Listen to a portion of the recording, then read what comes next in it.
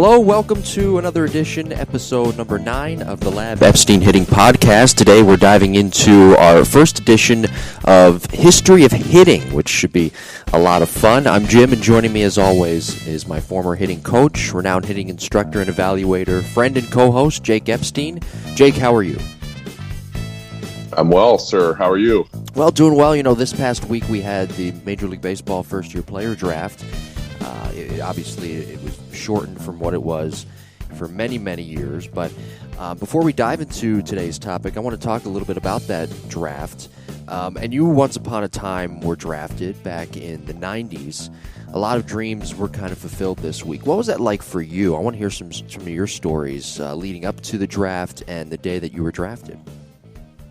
Well, I was surrounded by greatness, so it was much less eventful than nowadays. So I played high school baseball and I guess it was travel baseball back then, with Eric Chavez, who was an all-star third baseman for the A's and the Yankees and the Diamondbacks, in addition to another guy named Eric Munson, who went on to USC. He didn't sign that year. He went to USC and became, I think, an All-American and was a first-round draft pick a few years later. And then there was me, who was a 30-something, if I'm not mistaken, round draft pick. So it was awesome. Don't get me wrong. Like, it was really cool to hear from area scouts, about, and I played on different scout teams, and I was a real late bloomer, so I knew college had to be in my forecast because I grew 4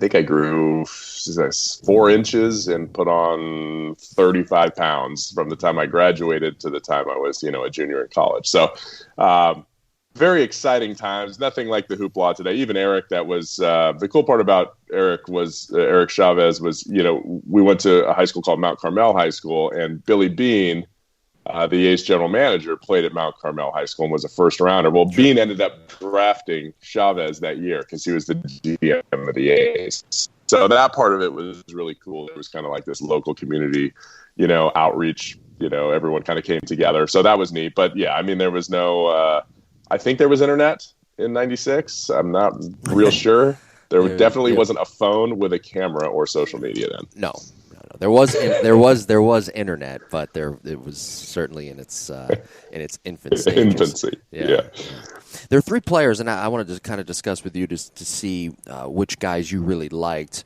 The organization that you currently work for, they drafted a guy that I really liked in Garrett Mitchell. And for me, Garrett Mitchell was kind of a sleeper in this draft. And there are other guys drafted later that I really liked, too, that I thought were also sleepers. But I kind of got a chuckle a little bit when the Brewers, I saw his name called by the Brewers, and knowing that his swing was vetted through you, and knowing that we're on the same page and kind of cut from the same cloth on a lot of things, and seeing Garrett Mitchell drafted by the Brewers kind of gave me a smile. But the one comp I have for him, and I want to see what you think about this. I know he's an outfielder, but his swing, a lot of things that he does, a lot of the elements he brings to the field and his tools, he reminds me of Shawn Green from back in the day. A little bit, maybe a stretch. I know Shawn Green was a first baseman, and Garrett Mitchell could end up being a first baseman later in his career. But it's kind of a stretch.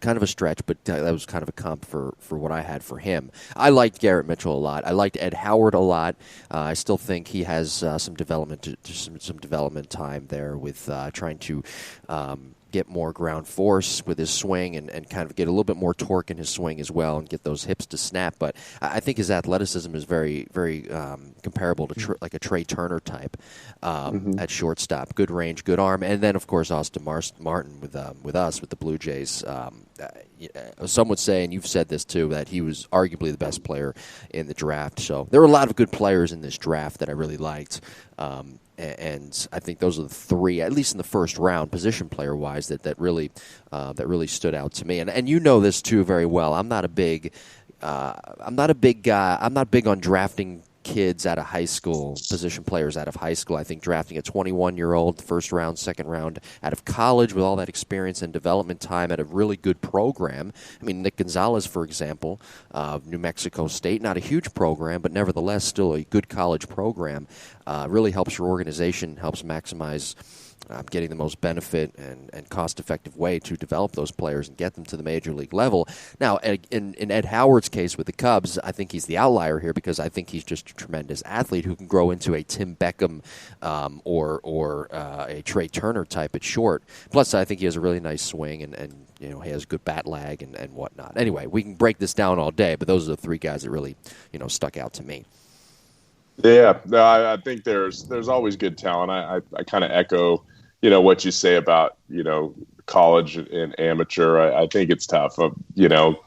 It's tough taking a flyer on a high school kid where you may not know all the makeup, and maybe in the third or fourth round or even the second or third round. Okay, this guy's an elite athlete, but you look back at, overall 1-1s, recently, and I'm trying to think of high school guys. Moniak was one that was a 1-1, and the other kid from Aliso Viejo, why can't I think of it? Lewis. Was it Royce Lewis? Lewis. Was that last? No, 2 years ago, before my eyes.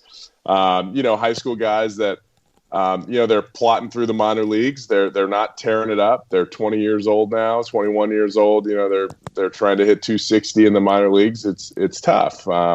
When you get a guy like Austin Martin, I mean, we played him last year when I was at Mizzou, and he was the best hitter that I saw in the conference. I mean, there's some great hitters in that conference. Blade was in that conference. We had Camp Meisner on our team. Zimmerman's on our team. Kierstead, we faced him, and boy, does he have just leading. But Austin Martin all around, been hard pressed not to take him 1-1, and no disrespect to Torkelson because I don't know him and I never saw him play, but he's a big guy. He's a first baseman. A guy like Martin can play the outfield. He can run. He can play the infield. He can play second. He can play third. The dude can hit. He can find. Some guys find barrels. He finds barrels, and he's got enough power. So I thought the Blue Jays did quite well. I thought they skated in there and got themselves a really quality ball player at number 4. Yeah. Or number five. It was after that, right? Number 5, 5, yeah. What was 4? Lacey? I thought he could have been number 1 overall, too. That guy, I think I was telling you before we got on that you could plug him in right away. Yeah. Like, that's not a guy that needs – I mean, he needs a changeup, but he's got electric stuff and electric spin rates. He could be in your bullpen, I don't know about this year, but, next year for sure he could be in there. And then back to Mitchell. Yeah, I mean, the whole Sean Green comp is kind of funny because I know Sean Green from when I was a kid. My dad worked with him when he was a high school player at, I think, Tustin. And when I was younger, I got to play all the pro guys or minor league guys would come back in the offseason. There was like a little kind of instructional league in Southern California, and the scout for the Blue Jays let me come out and hang out with all those guys. So I was like a high school freshman. These guys were like just, recent draft picks, minor leaguers at the time. And I used to go catch their bullpens, right? I was catch like bullpens all day for them and, kind of hang out. I think they gave me an at-bat once, I felt pretty cool about that. So, Sean Green, I know his swing like the back of my hand. I kind of wish Mitchell had his lower body. I would say Sean Green had electric hips, electric lower body, and probably the best arm I ever saw in person as well. So he was a right fielder when he came up, when he was younger, before he moved to first base. And that dude, he was a freak athlete. And I think Mitchell is too. Mitchell can, he's maybe like a 4.5 tool player, right? He just needs to get into his legs more. He's got some lower body work to increase his ground force and increase his energy level to create power. But I gave him really good grades because I liked his swing plane. I really did. And again, I don't know what a lot of these guys do other than hit. That's kind of all I see. And a lot of times I don't see, how, these guys I do, but not everyone, how fast they're swinging the bat. Yeah. But I know how efficient they're swinging the bat, and he is very, very efficient. Yeah. One more thing with Austin Martin. I think this is why, and I'm not shilling for the organization, but this is why it's such a good pick, because if he's in the major leagues in 2 years, that's a pretty solid lineup right there, because you're pretty much in the middle of, I think maybe a year or year before, are when guys like Bo Bichette and Vlad Jr. and Kevin Biggio and these guys coming up are away from arbitration. So you have, what I'm trying to say is that you'll have Austin Martin inserted into that lineup at a time when everybody's starting to really come into their own, and they're right in the middle of that team control, and they're not about to hit the cusp of free agency. That's another reason as to why I think college players, and again going back to maximizing those profits, so to speak, drafting those college players with so much talent that can be inserted in a year or two into the starting lineup, a la Dansby Swanson, he went to Vanderbilt, is more beneficial than drafting a high school player like you mentioned with Moniak or and Ed Howard. They have a ton of talent. Don't get me wrong, but again, it's the high school thing from a position standpoint that kind of scares me off a little bit. It just takes time, right? I mean, it's going to take 3 years of good competition. Yeah. And quite honestly, like, people don't realize how competitive a college fall is and how hard those guys work to compete and to get better, and how many hours they're on the field. Mm-hmm. There's a lot of minor leaguers that don't do a whole lot you have some instructs, right, which is great, or maybe a fall league if you're a prospect. But, for college, like, those guys are grinding it out, getting bigger and stronger, mm-hmm. and hitting and fielding, pretty much every single day that they're on campus, aside from a couple months in the summer when they're usually playing summer ball. So, they are getting reps, and they are getting better, and they're maturing. And, do you pay for that, right? Do you pay for that service, or do you let the college develop those players and in hopes that, they get better and more comfortable, as a player? So I don't know. I mean, you look at, I don't know why I'm blanking. Is it Nick Gonzalez? Is that his name? Nick Gonzalez. From New Mexico. Like, wow. Yeah. That dude just turned into a different guy in 3 years. Yeah. So amazing. Walk on to first rounder. Yeah.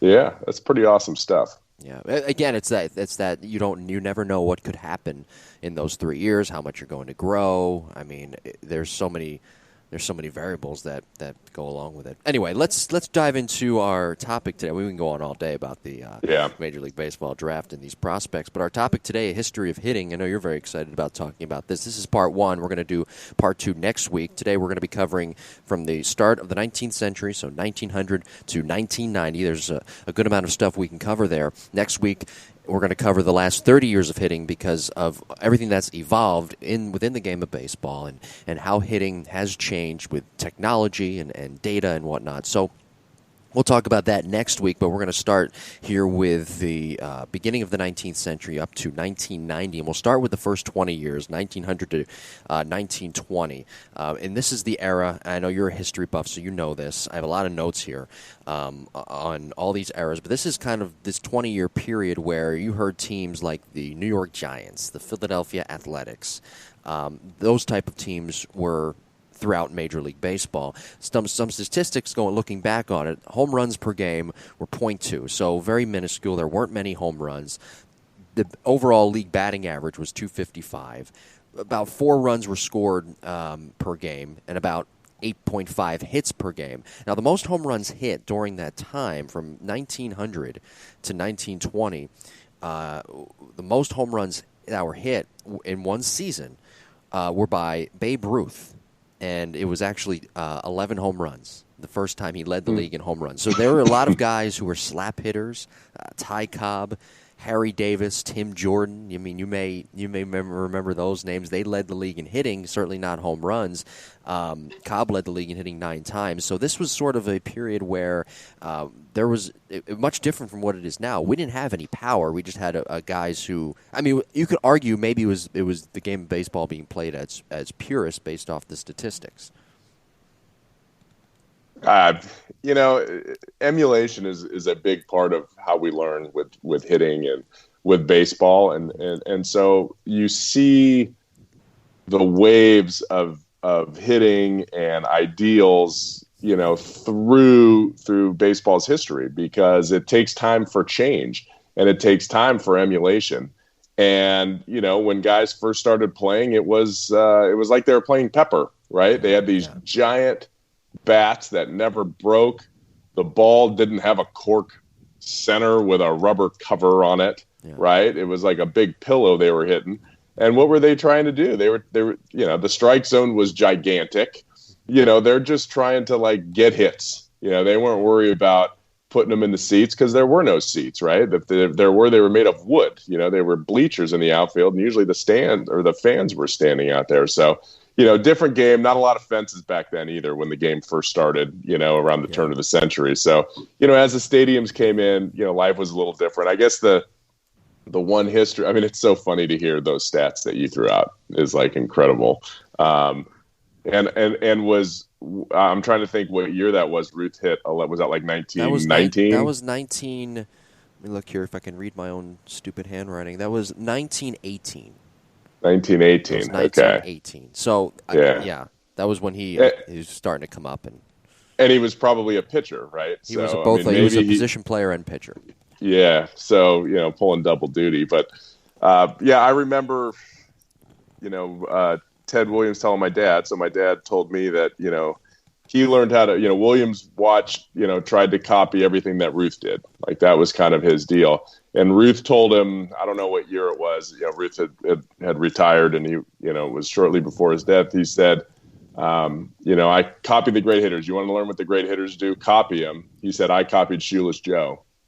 Shoeless Joe Jackson was really the first guy he felt that, was a guy that, had a slugging percentage, really hit the ball. And when you look back, Ty Cobb could have hit 20 home runs if he had just a different approach, and it was how the game was played. It was, you hate to say it was how guys made money because they didn't make money back then, but, how are you going to be successful? Yeah. Right. Like, what was your, Tony Gwynn was kind of in between. So I just skipped, so many decades, but, Tony Gwynn was that guy that was kind of stuck in the late 90s, right? When guys, McGuire and Sosa and Juan Gonzalez and guys that maybe had some supplemental help, but he was stuck in that, being a singles hitter, and he didn't get paid like those other guys. Right. You told that story towards the end ago. of he couldn't change, but maybe if he would have come up 10 years later, Gwynn may have been a 35 to 40 home run hitter because he had the ability to do that. He had the ability to do anything he wanted to. And I think that would have been the case for the era of, the teens or even the 1920s. Yeah. So you think that Tony Gwynn could have been a 30 to 40 home run guy? No doubt. If he came up a little bit earlier. All he had to do is have a different approach. Okay. I mean, his approach was, I'm going to take what they give me. They're going to throw me away. I'm going to flip it the other way. And so what do pitchers think about?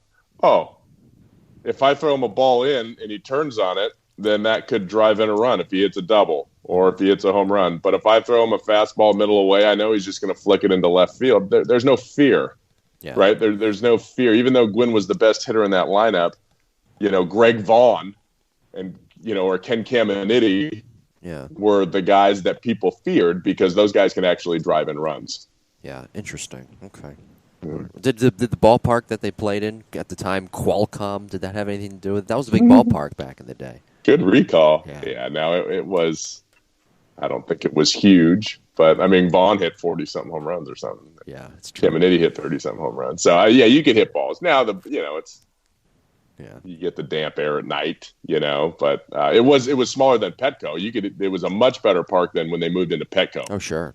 In the beginning, because Petco was closer to the water and it was huge. And, since then they've kind of retrofitted that guy. Yeah. Father's Day is right around the corner. Actually, it's this Sunday. And if you don't know what to get your father, well, the Dunedin Blue Jays, the Advanced Day affiliate of the Toronto Blue Jays, have you covered with their J Shop. Father's Day will be here soon. We've got you covered with 25% off all men's apparel and caps. Use the promo code DAD25. Again, the promo code DAD25 and surprise your dad with new Blue Jays gear. For more information, log on to DunedinBlueJays.com. Again, DunedinBlueJays.com, the Advanced Day affiliate of the Toronto Blue Jays. Visit the online J Shop and get your Father's Day apparel today. Well, good stuff. So we move on to the next era, if you will, and this was I spread this out a little bit. This was 1920 to 1945, and we saw at this time, just based off statistics and some old school, really old video, more power, more hits. We saw about 10 hits per game for for each game that was played that year. .49 home runs, so the power went up a little bit. The fences, they were still pretty big ballparks. The old Yankee Stadium, that was very big, but there were more fences. And also there was the team batting average that year combined in the league was .289. So the home runs were going up, the power was going up, the hits number was going up, and the batting average number was also ticking and climbing upwards as well. We had guys in that era like a Jimmy Fox, Lou Gehrig, Babe Ruth was playing during that time. In fact, Babe Ruth led the league in home runs 9 times. You mentioned the bigger bats, though, earlier, a couple of minutes ago. This is the time when they were really using heavy bats, and that's why one of the reasons, I think we've spoken about this before on previous episodes, where Babe Ruth started with his feet closed, and he would have that big hitch and the hands drop and that big stride. A lot of that, correct me if I'm wrong, was to generate that power through the barrel because the bat was so heavy, but you get enough speed there and the bat quickness, and you make contact, the ball's going to go a long way. They were giant bats, and they were. You could hit a ball way further back then. I mean, if you were using those bats back then with the balls now, I mean, Mantle would have hit balls, into Long Island, for crying out loud. Like, I mean, it's just, there's so much mass. So, when you we're going to jump history a little bit, and kind of go back and forth here. But, going with that, look, we have big bats. And if you look at old timers, they had big strides, right? Sure. So we have big bats. We have small people. Mm-hmm. I mean, Ruth wasn't a big, large man like Aaron Judge. Like, he's not even close, or Stanton. Okay, it's not comparable. They're not really comparable athletes. They're not comparable athletes. Yeah. Like, I don't even know who Ruth would compare to nowadays. I mean, he was an athlete. Don't get me wrong. He was probably a scratch golfer too. He did everything great, but he didn't spend time in the weight room, and he wasn't swinging a bat. He didn't have the bat speed. I bet his average bat speed was well below what any major league player has now. Yeah. Okay.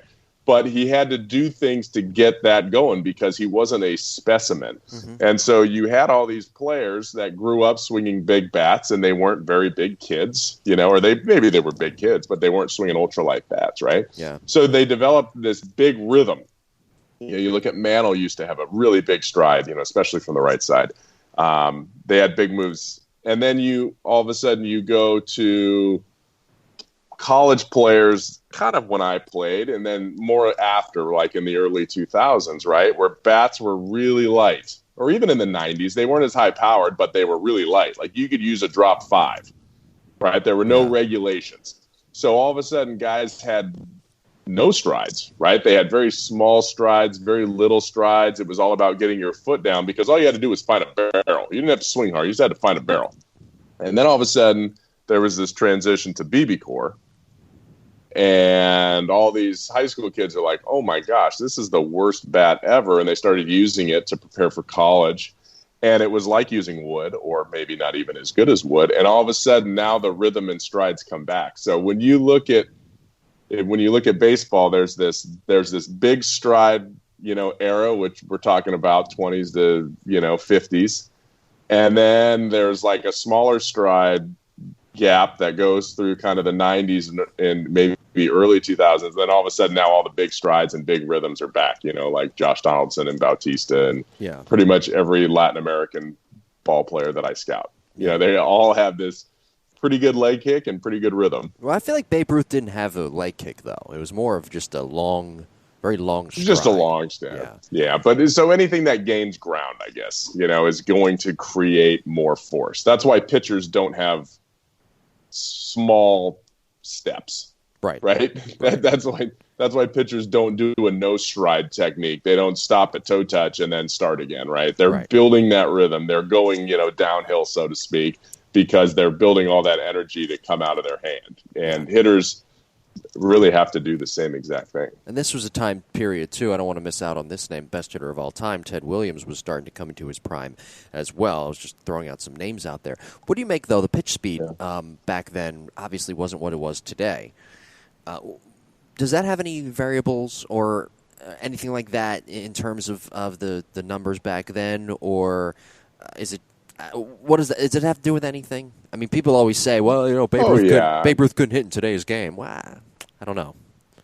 Yeah, Babe Ruth could hit anytime, but he probably would have to make adjustments. You get used to whatever you get used to. Yeah. If everybody was throwing 90, he's going to be used to 90. If everybody's throwing 100, then he'd be used to that. I was talking with somebody yesterday about, everybody throws hard now. Mm-hmm. We were in the SEC last year, and I'd prepare reports, right? And we're like, okay, we're going in to play Arkansas, and they got this guy who throws 93 to start, and then you get in their bullpen, and it goes to like 96, 97, a couple guys. Okay, well, I never saw that when I was in college. Yeah. I mean, I saw a couple guys, 92 maybe. Baylor had a couple guys. A&M had a couple guys.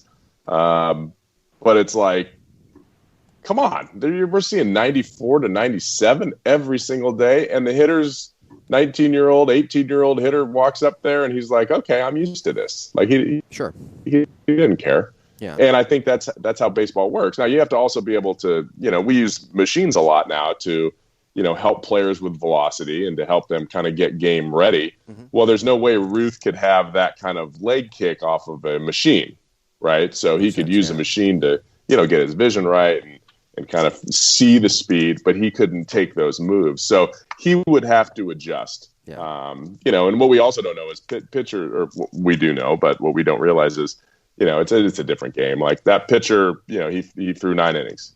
Yeah. So he may have been throwing 90 when the game started, but he was probably throwing 80 by the time it ended. If today a guy throws 5 innings, max effort, and then, or, maybe not max effort, but then they bring in 4 relievers that are max effort, throwing in the high 90s with nasty stuff. Yeah.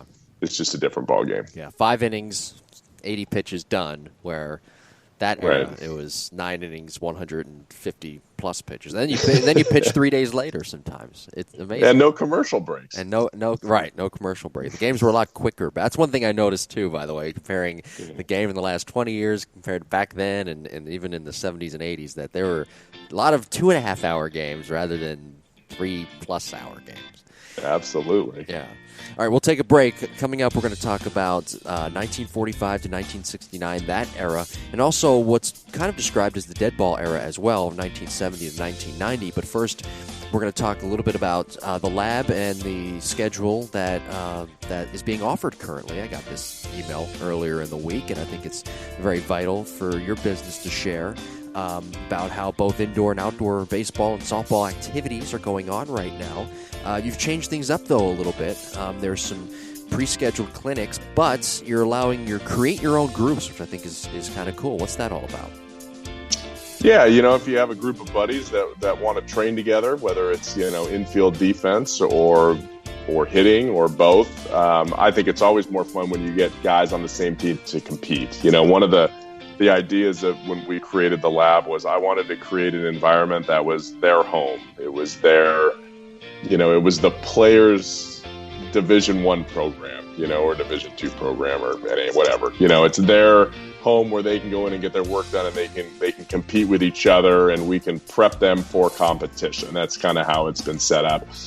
In addition to, hey, we give a lot of lessons too to work on mechanical stuff. But in terms of, our monthly membership, we want to test guys. We want them to be game ready. That's our goal is not to look good in the on-deck circle. We want guys to perform, when they get in the white line. So, yeah, bring your own group it's been fun because guys have 3 or 4 friends.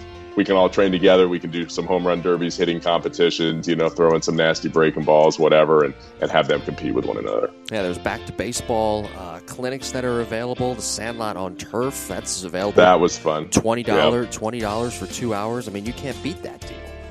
No, it's so cool, and it's fun. It's like, hey, let's get out here, enjoying the game. It doesn't always have to be structured. You go out, where do you want to play? You want to play left? You want to play short? Boom. We have a beautiful complex to be able to let kids go out and play. And we don't have to worry about the giant dog on the other side of the fence, if somebody hits a home run. Right. Very good. I like the Sandlot movie connection. It took me a second. I guess. I don't know. Good stuff. That's right. So it's the Lab BCS. Log on labbcs.com for more information and to schedule your group today. Very good.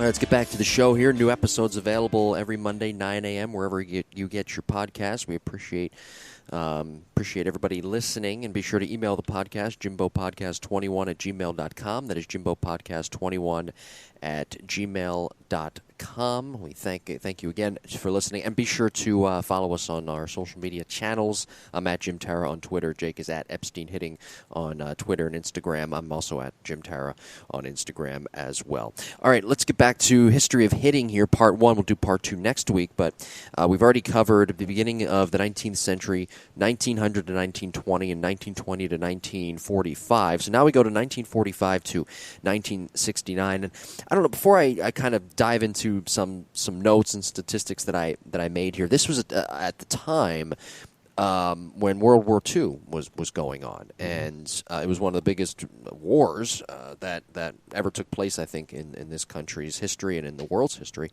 But those years, looking back on it, I remember in my head vividly the 1900 to 1945, I guess, and for whatever reason, I guess reading up on it, whatever. I remember 1970 to 1990, and of course 1990 to present day very vividly. I lived through a big chunk of that and still do. But for whatever reason, this time, 1945 to 1969, I sometimes it's like lost years in my head. I can't seem to connect with that era, and I don't understand why. Do you feel the same way? Was it the war? Was it the game evolving? What, I don't know what it was, but it was just an era where, and it was a good era. Don't get me wrong; a lot of new things were happening and starting to come into play. But it's just hard for me to really nail down that era as something I could really point back to and remember. Yeah, I remember, the war was over, and it was booming, right? The country was, it wasn't in fear anymore. The economy was going crazy. There was the GI Bill, people were getting houses, and, the revolution was kind of on. And I think I remember my dad telling me, he was born, right, in 1943. So he moved to LA around 1952, 53. And from New York, like coast to coast. And he said he got to LA, and he said it was the greatest place in the world to grow up. 1950s, like Hollywood, LA was the weather, the people, the movie stars. Like it was the greatest place on earth, And and I think if there was a time I could go back and live, I think the 1950s would be pretty cool, in the 60s. So just watch Mad Men. That's kind of a fun show to bring in the 60s, the late 50s and 60s. But in terms of baseball, it was. I mean, you had the Yankees, right? I mean, just dominating. Were dominating in the 50s, and then they went really cold, in the later 60s. But it was a kind of a gap for baseball. Aside from that, you had once you got into the later 60s, all of a sudden pitching started to really, really dominate the game. And was it because relievers were starting to come in a little bit more often? You had guys, just off the top of my head, like Raleigh Fingers all of a sudden, starts cruising in the late 60s, with stuff, and he would throw, his saves would be 2 or 3 innings. It wasn't like a 3-out kind of deal, but that's, the game started to change a little bit. You had Bob Gibson, getting ready to kind of roll in the late 60s and dominating, and AstroTurf maybe just made stuff. Was AstroTurf going on in the mid 60s, or was that more 70s? More so the 70s, yeah. Yeah. There were still some of these more pure ballparks, I guess, with the grass. Yeah. And there was still the old Yankee Stadium, so not yet. Yeah. Not yet. And actually, I do have some statistics that kind of back that up as well. So I'm glad you asked that. Phil Cavarretta, by the way, led the league in home run, or in hitting, I should say, 1 year. Stan Musial. Stan Musial. See, it's a blank spot. I can't even say Stan Musial, one of the best players of all time, his name right. Stan Musial. Hank Greenberg, he led the league in home runs 1 year with 44, actually in 1946. So those are some of the type of players that were playing during that era. The home runs were slightly ticked up a little bit from .49 from 1920 to 1945 to .8 home runs per game, each game that was played, and little over 4 hits per game.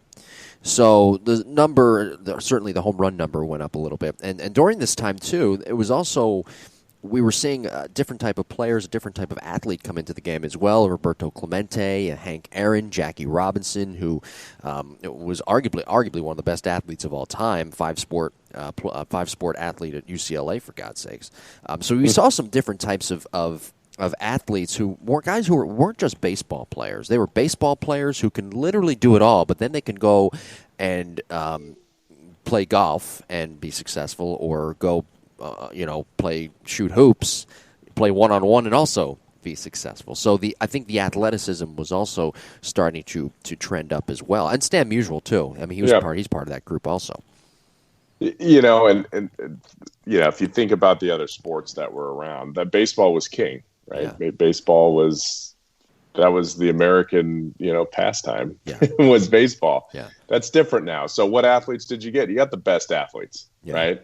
And, obviously football and, basketball were there, but it wasn't what it is today. And now, with athletes, I mean, imagine if LeBron James decided to play baseball as a kid, instead of basketball. Sure. Like, he made that decision. He was good at basketball, but maybe basketball players didn't make there wasn't as much limelight for basketball players, as there were for baseball. Maybe he's like, I want to be a baseball player, I'm on TV, I can make, $15 million a year. Mm-hmm. Maybe I can do that. And I think back in the 50s and 60s and 70s, baseball was where it's at. So you're going to get guys that are freak athletes that maybe, it was a tight end or somebody like that now all of a sudden, instead of, running out patterns, he's playing right field like Vlad Guerrero, right. Senior, just hosing people out at the plate and can run a little bit and can hit. So, definitely it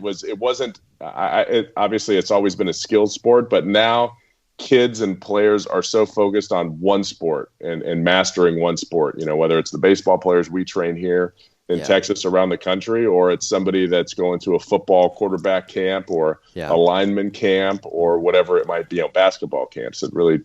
It's become very, very one-dimensional, and I wish kids would play multiple sports for a little bit longer, at least in high school. Yeah, I personally hate it. I played 3 sports in high school, and I don't think it develops. Yes, baseball is a special skill type sport.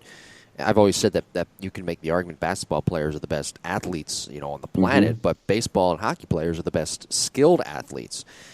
But I think, again, it goes back to, I guess, parents, and this is fine, but parents thinking their kids are going to go pro at 9 years old and just focusing on that one sport. That's not a good approach, because those other sports can also help develop that athleticism you're going to need in baseball. And I think it also, take wrestling, for example. That helps build believe it or not, helps build your athleticism, especially for baseball also. Yeah, I've actually had a pretty good handful of players that wrestle. Yeah. That's interesting you say that. It's important to be an athlete. I don't care. Even if you're playing pickup games, right? That's fine. I remember we were in college and we shouldn't have been doing this, but it was like we had a kind of an evening off, over spring break. We didn't have a game, and we just had like a morning practice, and we all went to the rec center and played basketball, which is probably stupid in case you get hurt, but that's what we did. Like, it was fun, and you're out there and you're like, wow, this dude can play. Yeah. You had no idea. You knew he was a great outfielder, but now all of a sudden you watch this guy on the court and you're like, oh man, this guy could have done anything he wanted to. Yeah. I remember doing that in college, actually. I would do that with a couple of teammates, or I'd do that with a couple of roommate friends of mine, still friends to this day. One of my good friends, who was a roommate, he played basketball in high school, loved it. We would always just go to the court and at night and go play, either one-on-one or do whatever. I mean, shoot, I'm still down to play one-on-one with anybody at this current day. So, all right, it's on then. If anybody wants to challenge me, anything, actually, ping pong, pool, one-on-one basketball, I'll do it. Anything where you can compete is good. Yeah, right? I love competing. That brings out the juices. That's another thing, too, though, and we joke about it, but in all seriousness, that's another thing, too, that kids have to learn. They have to learn to compete. And that's something that I think is missing. Maybe you see it more because you teach kids of all ages and young men as well. But you're starting to see it with some pro guys. They need to learn how to compete every single day and want to win every single day. And that's why you see some guys get drafted higher than others, quite honestly. Like there's some guys you give the ball to and they want to rip your face off when they're on the mound. Yeah. Or they get in the box. And it's like, you can't teach that. Yeah. Like there's desire there. And I see it, yesterday was a perfect example, at the lab because we had three different, we had a really, really young group, right, of the 9-year-olds. Yeah. And then we had the kind of the middle school guys come in, and then we had the high school guys. And it was like the little guys, we were doing, competition and home run derby, and, we set parameters on the hit tracks, right? Like, we'll give you a boost because you're 9 years old, right, to hit during home run derby. But you can't hit a ball over 35 degrees because at your age, if you hit a ball over 35 degrees, that it's not going anywhere. Yeah. And so one kid hit a ball like 40 degrees and went out for a home run, and he was done. He was upset. Yeah. Come on, I can't, I just hit a home run. He's like, okay. And he was in the championship round. He's like, all right, I quit. I don't need to hit anymore. Yeah. And it was like, we had to have a little talk, right. about that.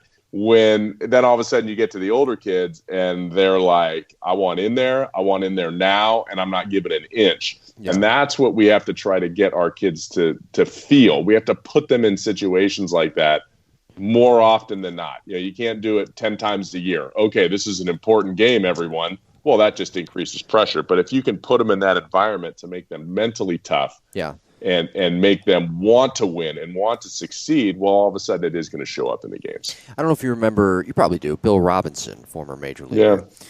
Well, when I was I think about 11, maybe 12 years old, we were doing a weekly camp, I guess, in the cage with him. And I remember I was not taking very good swings, and I didn't know why, and I got upset because I was, still, even to this day, a perfectionist. And I remember he got upset with me and said, "Oh, you can't do that." And I remember as an 11-year-old kid, I'll never forget this. I looked at him and I said, "Shut up and pitch to me." 11-year-old kid. Oh. Yeah, an 11-year-old kid saying, "Shut up and pitch to me." That's how competitive, though, I was back in the day. I didn't want to quit. I wanted to be perfect. I wanted to compete. And I think that's it's not the best approach. If my kid did it, I'd probably chuckle and then probably say you shouldn't do that. But it illustrates you to your point. You're such a nice kid. I would have smacked you right in the head, and I would have grabbed you by the back of the neck. You know what? Put you in the car. Let me just. But here's my point though. You don't see kids doing. They just quit. You don't see kids doing that anymore. Right. I'd rather have my approach of shut up and pitch. Let me figure this out because I want to hit line drives and I want to compete, rather than I quit. Right. Well, that's not going to get you anything. No, you're done in life when that happens. I mean, gosh, and I think that's one good story. That's a story of the day. But I think at times it's permeating throughout farm systems as well, where guys are being coddled and they're not understanding. Hey, go out there and compete every day and try to win every day. But that's right. And that's different nowadays. I think that there's a little bit more emphasis on that, when I think 10 years ago there wasn't. You just went to the minor leagues, you showed up at the park, you did it for yourself. You tried to get a couple hits. You didn't really care what anybody else is doing. But I think, now the field managers and the farm directors are trying to instill a little bit of competitiveness with each and every game, so that when guys do get brought up, they're ready for that. Yeah, that would be, if I was a farm director, that would be my approach. And every coach that was hired, every manager, hitting coordinator, pitching coordinator, it would all be about developing guys, but about winning. We have to win. Mm-hmm. They have to learn how to find a way to win, because if they don't, they get to the major league level being accustomed to losing, they'll never develop as leaders at the major league level, and they'll never understand how to actually win over a 162 game time period. Also during this era, 1945 to 1969, strikeouts started to rise as well. From 1945 to 1958, strikeouts per game 4.38. They broke the threshold of 4 strikeouts per game in 1952, and they broke the threshold of 5 in 1959. So strikeouts per game really started to rise. Actually, it was about 5.1 in 1959. Batting average also dropped it was 260 in 1945, and then in 1969 it dropped to 248. So just some other numbers to kind of add a little bit of color and context there. Yeah, it's interesting to look at those numbers versus today's game. Yeah. Right. I mean, that is insane. 5 strikeouts a game. No wonder it was fast. There were probably 3 pitch at bats. Guys filling up the zone, guys trying not to strike out, right? Yeah. Swinging early in the count, putting it in play, rolling over. Yeah. Well, all right, get them next time. So do you think that era mirrors sort of what we're in now in the game of baseball with the power that's up and the strikeouts are also up as well? I'm not sure. I think pitching still dominated, at least, once the early 60s hit, pitching really dominated. Yeah. I just think there were, I don't know, were there better arms? There were different. There must have been different, and I don't know the history of pitching in this decade as much, or that era. But there must have been something on the pitching side. Mm-hmm. There weren't any physical adjustments. Like in 1970, right, or 1969, they made a physical adjustments to the mound. But there must have been something where the pitchers got ahead, right? Whether it was velocity, whether it was maybe a certain changing speeds more. Maybe they weren't throwing as long. Maybe all of a sudden the average outing was 120 pitches instead of 140 pitches or 100 I'm not real sure, but there was probably something in there because there were definitely great hitters in that era, and we had great pitchers, right? We had Drysdale. We had Koufax was in that era. We had Gibson in that era. We had Jim Palmer would be in that era, at least in the end of it. So, I mean, there was some really good arms mixed in there as well. But, I'm not real sure what that jump would be in that era. Maybe one of our viewers can write in and let us know. If you do know, please feel free to email us, JimboPodcast21 at gmail.com. I'm trying to look up here and see who some of the pitchers were during that era. Again, 1945 to 1969. Marichal, Bob Feller, would have been? Yeah, he was. Yeah, Bob Feller. I'm looking up. Well, anyway. So those are just some statistics and some numbers there to sort of bring home the point. Now we go to 1970 to 1990, and this was really kind of the and I think your dad talked to me about this back in the day. This was kind of the dead ball era. You mentioned the turf ballparks being put into play. This is when the turf fields started to permeate Major League Baseball, when players started to play in actual stadiums rather than where they play now today in ballparks. Veterans Stadium, Three Rivers Stadium, the ballpark or the stadium in Cincinnati, these multi-purpose stadiums with this AstroTurf. And guys were kind of taught to hit the ball on the ground. And so the swing, as we knew it, sort of changed. And the statistics back that up as well. In fact, Mike Schmidt in 1981 led the league in home runs. Do you know how? I'll let you take a guess. Do you know how many home runs he hit that year? 30? 31. 31 home runs. That was it. Right. That was it. I mean, it's the home runs per game during that era, all under one. From 1970 to 1990, not 1 year where it was even close to one. It was all under one. The runs per game at a little over 4, so 4.2. Most home runs hit 1 year was 1990, 51 home runs. That was the most home runs hit in that era for 1 year, and it was by a power guy in Cecil Fielder. So it was just a time where it was, I mean, again, you had guys like Ozzie Smith, Carlton Fisk, George Brett, Gary Carter, George Bell, all excellent ball players, but they were taught a different style of hitting, and the game really just changed because of the AstroTurf fields, among many reasons. Yeah, I mean, you say George Bell, I think George Taco Bell. Like, Chris Berman ingrained that in my mind as a kid forever. Yes. The 70s, 1969, the power numbers, I mean, right, not record breaking, but they jumped considerably because they lowered the mound a couple inches, right? And that took away guys like, was it Denny McLean won like 20 something games, 29 games or something that year, or 1968 the year before. And then there was this big power surge because Now all of a sudden riding fastballs ended up, sinking a little bit more, or I'm sorry, not dropping as much on that angle. Yeah. And so essentially they hung, and power numbers went through the roof there in '69. But then, pitchers aren't stupid, and all of a sudden the sliders came in and different arm slots came in, and they kind of figured it out within the next couple of years. And the AstroTurf, it was rewarding ground balls. It's just kind of the way it was. Like, you hit a ground ball, you're going to get a hit. Yeah. You hit a ground ball hard enough, even if it hits the infield, it's going to scoot through the outfield. So you're getting rewarded. It's a park that's not small. Yeah. It's probably 385. I mean, cookie cutter, right? Probably 335 down the line, 385 in the gaps, 405, 410 in center, right? So a pretty good sized park that rewards ground balls. Now, all of a sudden, we're going to get guys that maybe aren't as big and strong. We're going to get guys that are fast, right? That can move along and take advantage of those ground balls or those choppers that go through there. And, we get kind of different athletes, because of that. Guys that aren't, like I said, not as big, but are, more speed guys. And Joe Morgan, I mean, he kind of comes to mind. Joe with Ozzie Smith, Joe Morgan. I mean, that was when the middle infielders. Yeah, Morgan hit some. But he did hit some bombs. Like the '70s would be.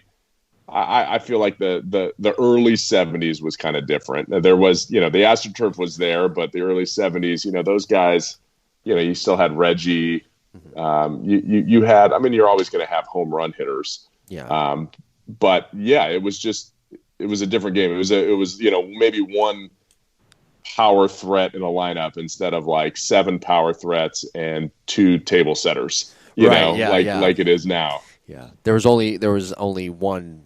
I mean, there was one slugger, the true definition of a slugger. Nowadays, you kind of, I don't know. I guess the word slugger is sort of cut down a little bit because there's a lot of them. I mean, there are, and you look at it like a Manny Machado, who's a slugger, but he's not a slugger. Yeah. You know what I mean? He just hits 30 home runs. So, and a lot of extra base hits.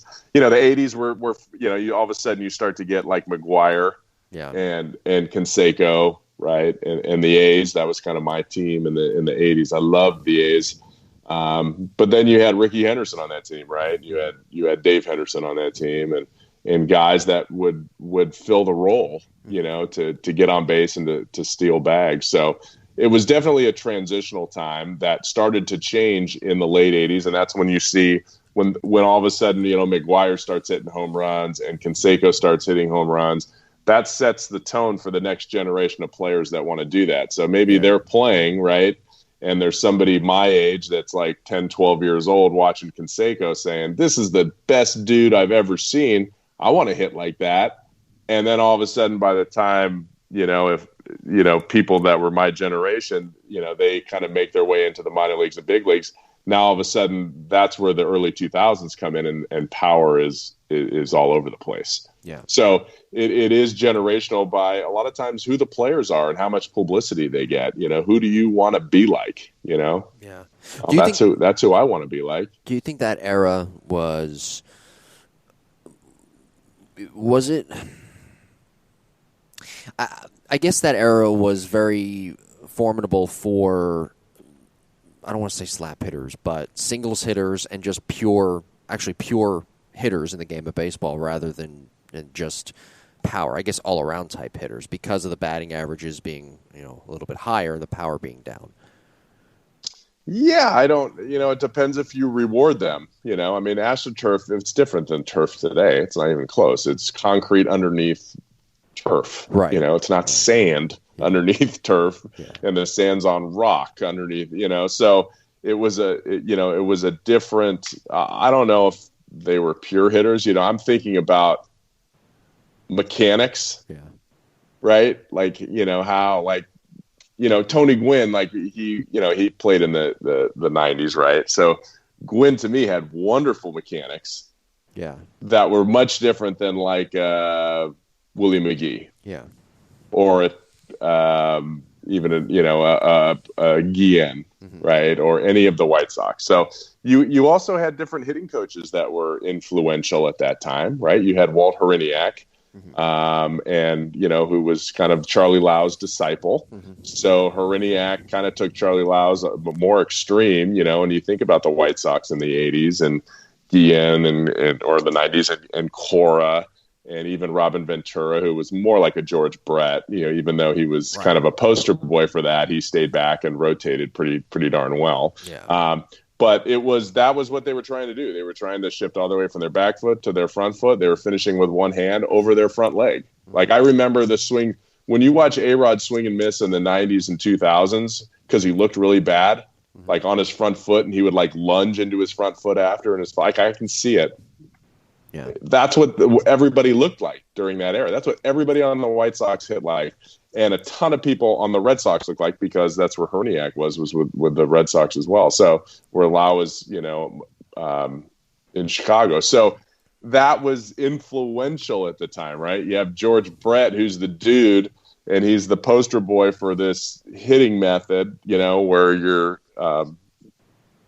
just look at the book, The Art of Hitting 300, right? And you look at the pictures in there and you're like, wow, I don't really understand where that comes from. I don't remember anybody doing that. Nobody does that anymore. Yeah. They might let go with one hand, but they don't finish on their front leg, like Right. that showed, or roll their wrists at contact. And actually, I don't think that. So that wasn't a Lau thing, roll your wrist at contact. But if you look at the book, and you'll see George Brett in positions where like he's flipped the barrel above his hands, like really weird pictures. Right. That's what kids were looking at. Yeah. That's what kids were wanting to do. And that's what players would go work with, those guys in the off season. So it bred that kind of environment where players were, I want to do that. If that's what George Brett's doing, if that's what anybody's, I want to do that. I do have one question, kind of stupid. This is when the AstroTurf fields really came into play, and this was kind of the boom period, if you will, for those AstroTurf stadiums.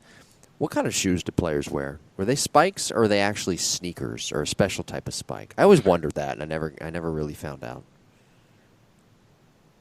God, I wish I could remember. I'm trying to think. My dad has a World Series picture, when he's playing in, was it Riverfront, where Cincinnati played, the World Series? Yeah.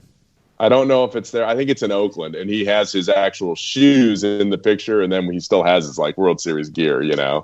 And those were spikes.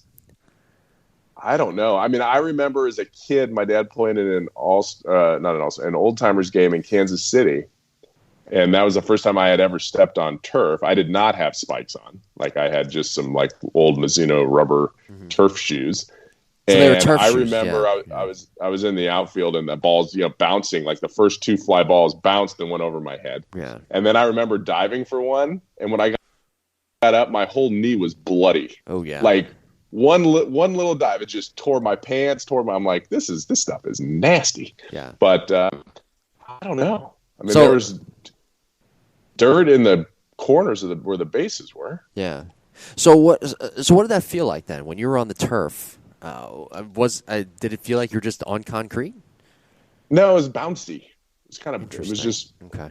It was real bouncy. But maybe that's why, because the shock absorber, there was some. Yeah, no, it didn't feel there was some cushion to it. Yeah. But it was bouncy. And University of Texas still had that turf when I was playing in the 90s. Mm-hmm. That was my freshman year. So we went down and played UT, and they still had that old turf too, which was really weird and bouncy. Yeah. And again, I don't remember what shoes I wore because I was catching. I was in the dirt. Yeah. Interesting. Yeah. We definitely didn't have two pairs of shoes. Yeah. You get nasty. It was nasty rub. I think we wore spikes on it. So not sure. Yeah. Good question. Well, next week we're going to discuss you look at like Tony Gwynn, it looks like he's wearing turf shoes, when he played. So that's why I was curious about that. Next week we will do part 2 of our history of hitting, where we'll talk about 1990 to the present, so the last 30 years and how hitting has evolved now with new technology, looking at some statistics and some players, of course, from that home run era, post-strike era as well. So we're going to dive into that next week. Be sure to email us your questions at jimbopodcast21@gmail.com, jimbopodcast21@gmail.com. We do have a couple of emails. We can only get to one today, and this is from JJ. It says, Jim, the podcasts are great. This question may be more suitable for future podcasts on the use of data, but I'll ask anyway. What does the data, and we talked about data in our first installation last week. Go back and listen to that. Check it out if you haven't already. What does the data derived from Jake's use of force plates show about the difference between hitters who use a leg kick versus hitters who use a more limited stride technique. So maybe in your case, as you talk about, Jake, gaining ground. As far as force production or ground reaction force? That is a great question. Really great question. Yeah, we totally tested that. That was actually the first thing we tested was let's test. So we got on the force plates, right? And we had, this was a while ago. So we had the force plates and we had a golf TrackMan. Because there was no baseball TrackMan, there was no Rapsodo, there was no hit tracks, but we got our hands on a golf TrackMan system that it wouldn't read a pitch. We had to do it off a tee, from right behind. So it was actually pretty cool to, kind of dive into that. But, and then we used, I think they were called Kistler force plates. We had to have the scientist guy come out and translate everything for us because it was very, very technical. But we took different strides. We had a stride that went up and a stride that went straight down. So we didn't really gain any ground, but we did shift weight up and down. And then from that, we squished the bug, right? We pivoted on our back foot. Yeah. Okay, we spun our back foot backwards. So that one, when we did that, our weight transfer from back foot to, so the proper weight transfer is your whatever when you're in your stance, right? 50-50, 60-40, 70-30, doesn't matter. Then you lift your front foot up and 98% goes into your back foot, okay? And then how much of that 98 do you transfer back into your front foot? That's essentially what we're trying to accomplish. So when you had a back foot that squished the bug, instead of it transferring all the way back to the front foot for a split second, it only transferred 68% of that energy, okay?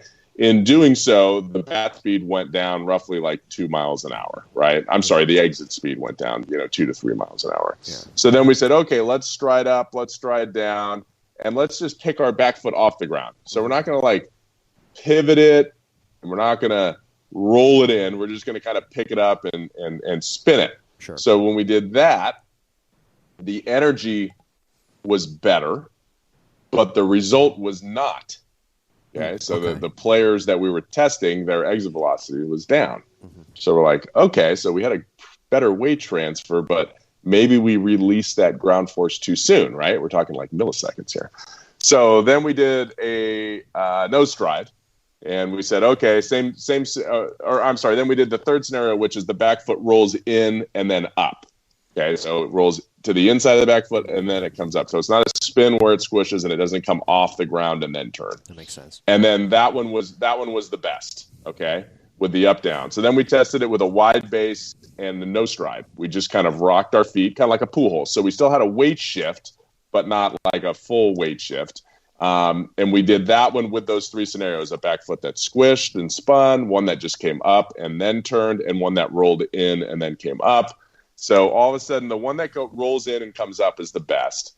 The wider base, we got a little bit more power of with a weight shift. But with the no stride, we still had the proper weight shift, but not as much energy, if that makes sense. Okay. Not as much energy going down coming out of a stride.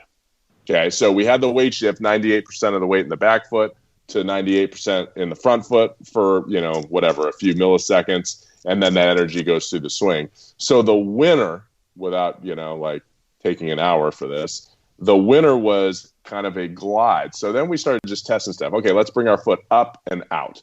Let's bring our foot back and forward. So think of a glide. So we're like, let's try a skater drill. You know what a skater drill is, when you're working your glutes, right? Going back and forth, jumping side to side. So we had the players do some skaters where they have to kind of sit down into their glutes. So it's kind of like a pitcher riding out their back hip as they're coming down the mound. So we added this little squat, kind of a little skater move, and then we had them glide with their front foot. Think Christian Yelich, okay, or even Bryce Harper. We had them, so it wasn't a high stride; it was more of a glide. So we had them glide, and then we had them roll to the inside of their back foot properly, and that was our winner. Okay, so of all the strides, the up, straight down, okay. The no stride where we started wide had a little rock, but our front foot didn't come completely off the ground like a traditional stride. Sure. And then a stride where the foot kind of came up a little bit and then we glided forward. Okay, so those were the three strides. Then we had the three back foot movements, one that spun backwards, one that came kind of, we just lifted it off the ground and turned in midair, which you see a lot of kids do. And then one where we planted our front foot, the back foot rolled in, then the back heel came up and off the ground, okay, slightly. That was by far the winner. So that's what we try to get all our players to do. Now, not everybody likes a glide. Yeah. Not everybody likes a nose stride. So what we do is we try to get benefits of that move. So if a player doesn't want to glide it out, like a Yelich has a really far glide, or a Donaldson has like a really high leg kick and then gets wide, we'll kind of take with what they're comfortable with, and we'll build in small elements of that glide to get them to jumpstart their swing a little bit more. Well, good stuff. Be sure to email us your questions. Again, Jim, we can only get to one today. JimboPodcast21@gmail.com. JimboPodcast21@gmail.com. Be sure to like and subscribe to the podcast. Apple, Google, Spotify, TuneIn Radio, the TuneIn Radio app, iHeartRadio app as well. We're on Stitcher. And be sure to follow us on Instagram and Twitter. I'm at Jim Terra, and Jake is at Epstein Hitting. Next week, we dive into the last 30 years of hitting in our History of Hitting Part 2, which they've been, I don't want to say interesting, but it certainly has changed, and we've seen a spike in many statistics. Yeah, that'll be fun. I'm much more knowledgeable on the last 20 years than I was 100 years ago. So should be able to bring a little bit more to the table. Well, we'll talk to you next week, everybody. Stay safe. Thank you for listening, and we will see you next week. Take care.